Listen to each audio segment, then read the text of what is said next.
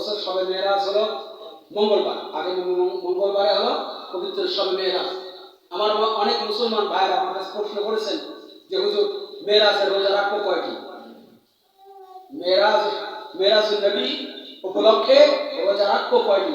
দেখুন, যে কয়টি হাদিস রয়েছে, আমাকে সঠিক কথা বলতেই হবে, যে কয়টি হাদিস রয়েছে ইমাম বাইহাকী রাহমাতুল্লাহ আলাইহির একটি লিখিত গ্রন্থ শুআবুল ঈমানের মধ্যে একটি হাদিস রয়েছে, এবং ওই একই হাদিস অন্যান্য গ্রন্থের ভিতরে আছে যে হাদিসগুলো হচ্ছে জয়ীফ।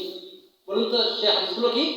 জয়ীফ। তবে আমি আপনাদেরকে বলি, আমলের ক্ষেত্রে যে হাদিসটি আসে ওই হাদিসটি সমস্ত উলামায়ে কেরামের একমত যে ওই হাদিসের উপর আমল করা যাবে। সুবহানাল্লাহ। এজন্য আপনারা সবে মেরাজ উপলক্ষে যারা রোজা রাখতে চান, একটি, দুইটি, তিনটি নির্ধারিত নেই, আপনি ওই দিনে অথবা তার পরের দিনে আপনি থাকতে পারেন। বলুন না ইনশাআল্লাহ। সবে মেরাজ উপলক্ষে আপনি রোজা রাখবেন। হাদিস শরীফের মধ্যে রয়েছে, তিরমিজি শরীফের হাদিসের মধ্যে আছে, আল্লাহ হাবিব বলেছেন যে আমি রজবে 10টা রোজা রাখি এবং শাবানে 20টা এবং রমজানুল মুবারকে আমি 30টা রোজা পূর্ণ করি। বলুন সুবহানাল্লাহ।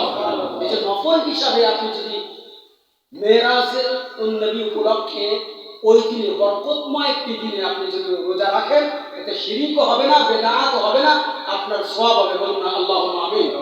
এজন্য আমরা চেষ্টা করব ওই দিনে রোজা রাখা, ওই দিনে কি করা? রোজা রাখার চেষ্টা করব। আলহামদুলিল্লাহি রাব্বিল আলামিন। আসসালামু আলাইকুম ওয়া রাহমাতুল্লাহি ওয়া বারাকাতুহু।